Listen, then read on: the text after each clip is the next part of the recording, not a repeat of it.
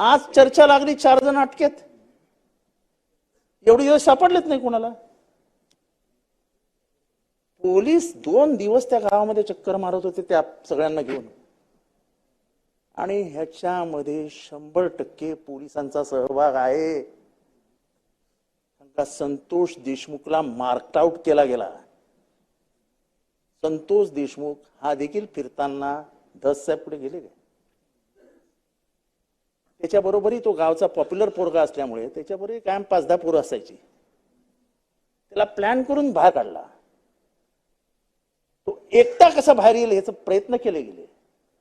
नंतर त्या एक गाडी, तुम्हाला ते सगळं व्हिडिओज मध्ये दिसेल, एक गाडी नवीन टोल नाक्यावर थांबवण्यात आली. ती जे काळी म्हणतात ना स्कॉर्पिओ, थांबवण्यात आली.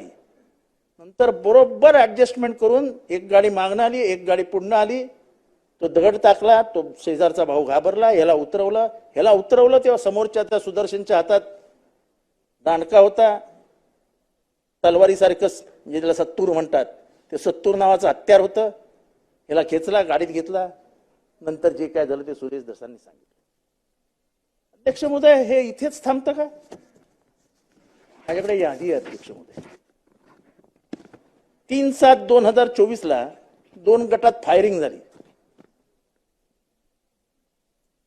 इथे म्हणजे पडबी मेरा चिदबी मेरी सगळी सूत्र वाल्मिक कराडावर होतो.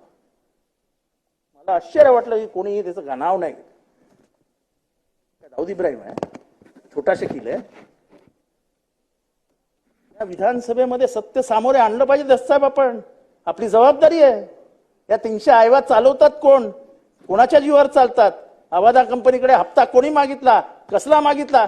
कळू द्या ना महाराष्ट्राला. त्या पूजेची वर्गणी मागितलेली नाही ना. अध्यक्ष महोदय, परळी शहर 3/7/2024 2 गटात फायरिंग. मरळवाडीचे सरपंच बापू आंधळे मयत झाला. दुसऱ्या गटाचे माधव गीते जखमी झाले. त्यात बबन गीते तिथे नव्हताच. बबन गीतेचं नाव घेतलं 302 मध्ये. 302 मध्ये असलेल्या बबन गीते फरार आहे.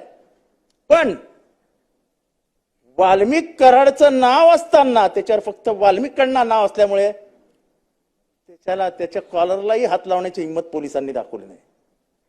307 मध्ये वाल्मिक कराड आरोपी आहे. त्याच्यात आजपर्यंत कुठलीही कारवाई झाली नाही. अध्यक्ष महोदय, बंडू मुंडे नावाचा गुत्तेदार, असाच त्याचाही मर्डर झाला तहसीलदार कार्यालयासमोर. आपण वंजारी, मी पण वंजारी, सगळे संबंधित पण वंजारी.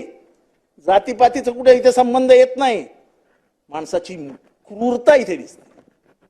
आणि अशा मी कमीत कमी 10 मर्डर दाखवतो इथे. त्याचा शोधच नाही, आता नाही आणि पता नाही. म्हणजे गँग ऑफ वासेपूर पेक्षा भयंकर आहे. आपण का आक्याचं नाव घेतलं नाही? आका कोडे तुम्हाला माहित नाही? वाल्मिक कराडचे व्हिडिओ कोणाबरोबर आहेत ते तुम्हाला काय माहित नाही? आणि तुम्ही SITची मागणी करता. ते बरोबर आहे, एखादी गोळी घालून मारली तर ठीक आहे, 6 गोळ्या घातल्या ठीक आहे.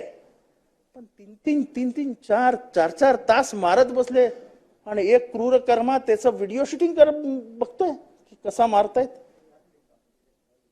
लाईव्ह. हे इतकं सोपं गणित नाही आहे. हे इतक्या लवकर सोडवलंही जाणार नाही. पण ह्या क्रूरतेला आपण कुठेतरी अंत देणार आहोत की नाही? हे सगळं आपण कुठेतरी थांबवणार आहोत की नाही? गुट्टे साहेब, आपण एक भ्रष्टाचार समोर आणला होता. त्याच्यामध्येही आपण त्याच माणसाचं नाव घेतलं होतं ज्याचं मी नाव घेतलं. 42 कोटीचा भ्रष्टाचार होता. सगळ्यांचे पैसे जमा केले होते, बरोबर आहे ना? काय झालं? काही नाही झालं. हे ओरडून नंबले. कोणी सिरियसली घेतलं नाही. 42 कोटी रुपये खिशात घातले होते. शेतकऱ्यांची हिंमत झाली नाही नाव घ्यायची.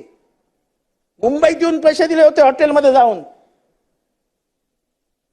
आपणच जर नाव घ्यायला घाबरलो तर जनता कशी काय नाव गेलो? कोण नुसतं नाव घेतलं तरी अख्खं केज आणि आजूबाजूचा परिसर घाबरतं. म्हणजे परळीमध्ये तर म्हणजे ते म्हणतात ना, सुजा बच्चे ने तो गब्बर सिंग आएगा, तसं झालंय. सुजा बच्चे ने तो वाल्मिक आएगा. या वाल्मिकचा बाप कोण आहे? वाल्मिक नाही आहे. या वाल्मिकचा बाप कोण आहे? वाल्मिकची इतकी हिंमत होणार नाही. जोपर्यंत पॉलिटिकल राजश्रय नसतो तोपर्यंत गुंड इतका फडफडत नाही. त्याची तेवढी लायकी पण नसते. गुंड तेव्हाच फडफडतो जेव्हा पोलीस त्याच्या आश्रयासाठी जातात की अरे बाबा तुझ्या बापाला सांग आमच्या मागे राजकीय आशीर्वाद ठेव. बदल्या त्याच्या सांगण्यावरनं, अपॉइंटमेंट त्याच्या सांगण्यावरनं, इन्स्पेक्टर त्याच्या सांगण्यावरनं, PSI त्याच्या सांगण्यावरनं. एवढंच नाही साहेब, जेलची एक अधिकारी आहे, तिची फाईल गेले 2 महिने गायब होती मंत्रालयातनं, आत्ता सापडली काल परवा. तिला तिथे ठेवायची नाही हे ठरवून तिची फाईल गायब करण्यात आली. त्या जेलर जी कोण भगिनी तिचं नाव मी आपल्याकडे देईन पत्रावर. सगळ्या डिपार्टमेंटमध्ये हस्तक्षेपच यांचा, आणि त्याच्यामुळे कोणीच काय बोलायला तयार नाही. अध्यक्ष महोदय, आज जे 4 जण अटकेत आहेत, ते जो काय तो इन्स्पेक्टर दिसलाय, मला आश्चर्य याचं वाटतं की साहेब आतापर्यंत एकाही पोलिसाला तुम्ही सस्पेंड केलेला नाहीये. मर्डर होऊन काही दिवस झाले, हे सगळं नेटवर्क दिसतंय. It is just joining the points. Phone आला, शिंदे त्या गुलेच्या फोनवरनं कोणाशी बोलला? वाल्मिक कराडशी. वाल्मिक कराड फोनवर बोलतो, शिंदेशी बोलतो. 2 कोटीचं सेटलमेंट असतं. ते 2 कोटीचं सेटलमेंट काय होतं नाही होतं ते मला माहित नाही, पण तुम्ही त्या 2 कोटीचं तक्रार घेतलेली आहे. म्हणजे ऍट द एंड कुठे येतं हे? तर हे खंडणीवर येतं. खंडणीमध्ये आपण वाल्मिक कराडला आरोपी केलाय. हे सगळा खून आणि हे सगळं संदर्भ कुठे येतो?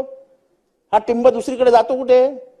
तर अशोक सोनवणेच्या इथे जो मारहाण झाली ते खंडणीच्या ह्याच्यासाठी गेले होते ना तिथे. इगो कोणाचा दुखवला? इगो सुदर्शनचा नाही दुखवला, इगो वाल्मिक कराडचा दुखवला.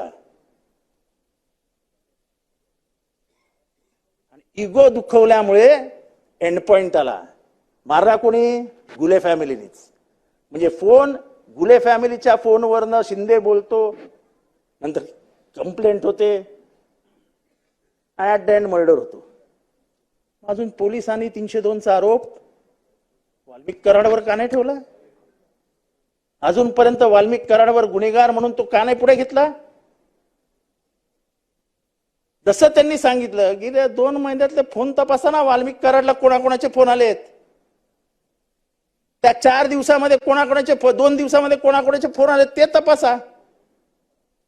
आणि सर्वात महत्वाचं म्हणजे हे सगळं चालू असताना पोलिसांना कोणाचे फोन आले ते तपासा. माननीय मुख्यमंत्री महोदय, तुमच्याकडनं अपेक्षा आहे महाराष्ट्राची. महाराष्ट्राची अशी हत्या, पॉलिटिकल हत्या, मला नाही वाटत. मी 35-40 वर्ष महाराष्ट्राचं राजकारण बघतोय, पण कुठल्याही जिल्ह्यामध्ये इतकी क्रूर आणि घाणेरडी हत्या, पॉलिटिकल हत्या मला नाही आठवत कुठेतरी झाली असेल. आणि मी माझ्या ह्याच्यातनं मी आपल्यालाही सांगू इच्छितो की आपल्यालाही कधी आठवत नसेल की इतक्या घाणेरड्या पद्धतीने राजकीय हस्तक्षेपामुळे हत्या झाली. आणि हे आम्ही बोलत असतो तर ठीक आहे, तुमच्याच पक्षातले 2-2 आमदार बोलतायत आणि अगदी बिचारे भावनाविवश होऊन बोलत होते की साहेब आम्हाला ह्याच्यातनं सोडवा, आमची बदनामी होते, लोक आम्हाला प्रश्न विचारतायत. पक्षीय हे बाजूला ठेवूया, पण महाराष्ट्राचं सुसंस्कृत राजकारण जे आपण पहिल्या भाषणात सांगितलं की आपल्यातला संवाद संपलाय. साहेब, लोकांमधला संवाद संपेल, लोक बोलणं बंद करून टाकतील, लोक बोलायचे थांबतील. तेव्हा माझी अपेक्षा आहे की आपण शांतपणाने शून्य नजरेत बघून काहीतरी विचार करतायत असं मला वाटतंय. नाही, तेच म्हणजे तुम्ही विचार करताय काहीतरी, पण साहेब गांभीर्याने. असं आहे, आका कोण आहे आपल्याला माहिती आहे, हे सगळं कोण करतं हे पण मला माहिती आहे. तोच जर आपला सहकारी असेल तर कुठल्या चौकशी अपेक्षा करता हो तुम्ही? काय चौकशी होणार आहे? त्याच्याकडनं चौकशीची अपेक्षा करतो का कुठल्या तर अधिकाऱ्याच्या, तुमच्या बाजूला बसलेल्या सहकार्याच्या? साहेब, खरं महाराष्ट्रावरच्या मातीवर तुमचं प्रेम असेल तर संतोष देशमुखच्या दोन्ही पोरांची शपथ आहे तुम्हाला, त्या माणसाला मंत्रिमंडळातनं बाहेर काढा आणि बघा चौकशी कशी होते ते. त्या रिटायर्ड जज चौकशीसाठी बघा चौकशी कशी होते ते. साहेब, असं नाही चालणार हो. एक बाई विधवा झाली, एक आपली बहीण, लाडकी बहीण, तिचं कुंकू पुसलं गेलंय, तिची 2 मुलं, जर ते लातूरला अभ्यास करत असतील तर चांगला पैसा लागत असेल बिचारांना शिकायला. मुख्यमंत्री महोदय, बाकी कोणाकडनंही नाही, तुमच्याकडनं ही अपेक्षा आहे. आम्हाला वाटलं होतं की हे मर्डर झाल्यानंतर आपल्या मंत्रिमंडळात नावं बघताना की काहीतरी वेगळा बदल दिसेल, दिसला नाही मुख्यमंत्री महोदय. वाईट वाटलं. मुख्यमंत्री महोदय, कमीत कमी ही विनंती मान्य करा, एसआयटी बीसायटी सब झूठ है. तुमच्या हाताखाली, तुमच्या सरकारच्या हाताखाली काम करणाऱ्या पोलीस अधिकाऱ्याकडनं अपेक्षा करणं म्हणजे अपेक्षा भंगाचं दुःख नंतर सहन न करण्यासारखं. त्यापेक्षा अपेक्षा न केलेली बरं. ह्या प्रकरणामध्ये जर महाराष्ट्राला दाखवायचं असेल की राजकीय गुन्हेगारी करण्याला देवेंद्र फडणवीसच्या दारात स्थान नाही, तर तुम्ही सर रिटायर्ड जज, हायकोर्ट जज बसवा आणि गेल्या 2 वर्षात झालेल्या सगळ्या हत्यांची चौकशी करा. का म्हणून सगळीकडेच वाल्मिक कराडचं नाव येतं, दुसऱ्या कोणाचं का नाव येत नाही? मी तर त्या जिल्ह्यात पण राहत नाही हो, तरी माझ्याकडे एवढी मोठी यादी येते. म्हणजे तुम्ही जर व्यवस्थित मागणी, म्हणजे तुमच्याकडे आतापर्यंत याद्या आल्याच असतील, एक कमीत कमी 42-43 नावं आली असतील गेल्या 3 वर्षातली. माझ्याकडे कमी आले असतील, तुमच्याकडे त्याच्यापेक्षा जास्त असतील. पण लोक डोळे उघडून तुमच्याकडे बघतायत साहेब, न्यायाच्या अपेक्षेने. आणि आपण ह्या प्रकरणात न्याय कराल असं आज जेव्हा ही चर्चा घडते ती उभ्या महाराष्ट्र बघत असेल. आम्ही हे जे बोलतोय, we speak the truth on the floor of the house, असं म्हणलं पॉइंट ऑफ प्रॉपर्टी. आम्ही बोलतोय ते खरं बोलतोय, त्याच्यातला एकही शब्द खोटा नाही. त्या बहिणीच्या डोळ्यातले अश्रू पुसण्याचं काम तुमच्या हातांनी करायला हवं. आपण, जबाबदारी तुमची आहे. त्या लेकरांच्या गेलेल्या बापाची जबाबदारी आपल्याला घ्यावी लागेल. तिथे बाप आपल्याला बनावं लागेल. ही समाज व्यवस्था महाराष्ट्राची आहे. त्या विधवेला रस्त्यावर सोडता कामा नये. आधार हरवलेल्या पोरांचा बाप आपल्याला व्हावं लागेल, त्यांनाही रस्त्यावर सोडता कामा नये. सरकार मायबाप असतं, मायबाप. त्या मायबापाकडनं ही अपेक्षा जेव्हा मी व्यक्त करतोय तेव्हा राजकारण करत नाही. कारण का माझ्या आधी सुरेश धस बोललाय, माझ्या आधी नमिताताई बोलल्या आहेत. मी पहिल्यांदा बोललो असतो तर करत त्याला राजकीय स्पर्श असता, पण मी तिसरा माणूस बोलतोय. माझ्या आधी दोघं बोलले, ते माझ्यापेक्षा भावना विवश होऊन बोलले. तिथं बाजूला आहेत एक दुसऱ्याच्या. धस साहेबांनी त्यांच्या मतदारसंघात काय घडतंय काय नाही ते सांगितलं. मला तो बूथ अध्यक्ष होता का ह्याच्याबद्दल नाही बोलायचंय धस साहेब, पण तो माणूस होता. अरे महाराष्ट्रातली माणुसकी तर जिवंत ठेवूया. आपण माणुसकीची हत्या करायला लागलो आता.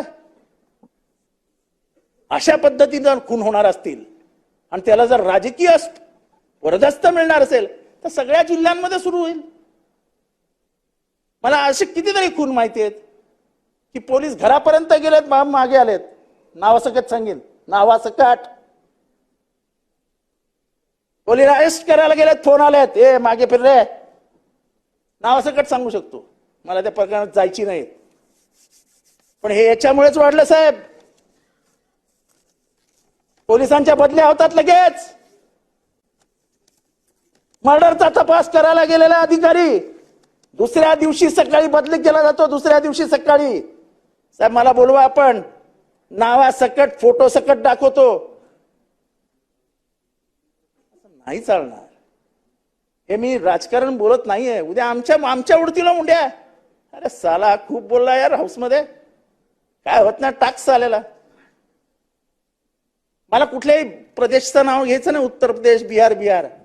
We are moving towards the jungle raj and we don't expect this from Devendra Fadnavis. I look at you as a gentleman. You might be a politician, but you are a father at heart. Just talk to your heart. Just ask your heart a question. माझ्या हृदयातला लपलेला बसलेला पाप काय उत्तर देतोय, त्या उत्तरावरती काम करा साहेब, एवढीच आपल्याकडनं अपेक्षा आहे. साहेब, हे परभणीमध्ये झालं. त्या परभणीमध्ये तो कोण सोपान पवार जातो, ते उचलतो, तोडतो, फोडतो, चला झालं. पण शांतपणे चालू असलेल्या बंदमध्ये अचानक पोलीस बळाचा वापर सुरू करतात. मी आपल्याला व्हिडिओ दाखवतो. म्हणजे एखादा दांडका तोडायला अंगावरती शिंदे साहेबांना माहिती आहे किती वेळ लागतो पोलिसांचा दांडका तुटायला, कमीत कमी 2-4 फटके तरी लागतात तुटायला. तर मी तुम्हाला व्हिडिओ दाखवतो. देवेंद्र फडणवीस साहेब, एक फटका आणि दांडका तुटला. असे कमीत कमी 16 व्हिडिओ दाखवतो साहेब मी. 16 व्हिडिओ. बायकांना घरात जाऊन मारायचं कामच काय होतं? बायकांनी कुठं काय केलं होतं? मला एक हिंदी पिक्चरचा डायलॉग आठवतो साहेब, गरीबों की जान क्या जान नहीं होती सेठ. साहेब, तो सूर्यवंशी पोरगा काय करत होता? दंगल करत होता, व्हिडिओ काढत होता फक्त. म्हणजे एवढा अतिरेक पोलिसांचा होणं, it is not right for a welfare state. Don't make this state a police state. प्रत्येकाचा आपापल्या मर्यादा राखल्याच गेल्या पाहिजेत. हे राज्य जर आपण पोलिसांच्या हातात दिलं तर उद्याही आपलं ते ऐकेनासे होतील. मी जेव्हा 26/11चा दंगा झाला, 26/11चं जे काय झालं, फायरिंग वगैरे जे झालं, आणि जेव्हा याच सभागृहामध्ये हसन गफूर यांच्यावर आरोप होत होते की तुम्ही काहीच केलं नाही, तेव्हा साहेब मी बोललेलं माझं रेकॉर्ड काढा की पोलीस हे अतिरेक्यांशी भांडण्यासाठी लढण्यासाठी नाही आहेत, ते फक्त लॉ अँड ऑर्डर मेंटेन करण्यासाठी आहेत. You don't expect them to fight with terrorist. उद्या जर पोलिसांनी ठरवलं गोळ्या घालायच्या तर आपल्यातला एकही मोर्चा टिकणार नाही, आपल्यातलं एकही आंदोलन टिकणार नाही. पोलिसांनी फक्त लाठ्याकाठ्यांचा वापर करावा आणि कायदा आणि सुव्यवस्था मेंटेन करावी. गोळ्या घालण्याचं काम हे मिलिटरीचं आहे. या 26 तारखेच्या ह्याच्यात हसन गफूरवर आरोप होत होते तेव्हा मी समोरच्या सत्ताधारी बाकावरनं बोलत होतो. त्या पोलिसांच्या मर्यादा आहेत त्या बाळगायला हव्यात. पोलिसांनी इतकं क्रूरतेने वागावं ह्याची चौकशी व्हायला हवी. पोस्टमार्टम रिपोर्ट आमचा नाही ना साहेब, पोस्टमार्टम रिपोर्ट सिव्हिल सर्जनचा आहे. सिव्हिल सर्जन म्हणतो multiple injuries and a shock death. Printed report आहे साहेब. मल्टिपल इंजुरीज झाल्या कशा? कुठे बाहेर मारला असेल, कसा बाहेर मारणार? मग मर्डर आहे, मग कोणी केला? इतक्या सहजासहजी जर आपण मृत्यू घेणार असू आणि मृत्यूची किंमतच ओळखणार नसू तर जीवनालाच अर्थ नाही. Life has a price, it is priceless. त्यामुळे साहेब दोन्ही गुन्हे जे आहेत, दोन्ही प्रकरण आहेत, गंभीर आहेत. आंबेडकरांच्या पुतळ्याला काही झालं म्हणून रस्त्यावर आलेला एक समाज आहे, तो फक्त कुठल्या जातीचा नाही साहेब. आंबेडकर कुठल्या जातीचे नव्हते. आंबेडकर सगळ्यांचेच मायबाप होते. इथल्या न्याय व्यवस्थेवर प्रेम असणाऱ्या, इथल्या संविधानावर प्रेम असलेले लोक जर रस्त्यावर उतरले असतील आणि त्यांच्यावर इतका मारहाण करून एका विशिष्ट वर्गावरती आपण जात असू तर आपल्यामध्ये एवढा जातीद्वेष का निर्माण होतोय? एका विशिष्ट समाजाच्या घरात घुसून मारला आपण. विजय वाकोडे यांना आरोपी का केलं तुम्ही? तर काय संबंध होता विजय वाकोडेचा? देवेंद्र फडणवीस जी तुम्ही मुख्यमंत्री झाल्याच्या काही दिवसामध्येच हे घडलेलं आहे. त्यामुळे पुढच्या 5 वर्षाचा रोडमॅप तुमच्या या 2 कारवायातनं दिसणार आहे. आणि माझी खात्री आहे, मी जरी आपल्या विरोधी बाकावर बसलो असलो तरी तुमच्यातली संवेदनशीलता मी ओळखतो. एक संवेदनशील मुख्यमंत्री म्हणून परभणी आणि बीडच्या प्रकरणामध्ये तर तुम्ही जज शिवाय दुसऱ्याची कोणाची चौकशीच लागू नका, काही फायदा होणार नाही. आणि जो संबंधित सहकारी आहे त्याचा राजीनामा घेत नाही तोपर्यंत काही होणार नाही. त्यामुळे आपण हे राजीनामा घ्यावा. परभणीची चौकशी आपण SIT मार्फत, DG मार्फत, ज्याच्या मार्फत करायची ती करावी, पण त्या सूर्यवंशी घराण्याला न्याय द्यावा.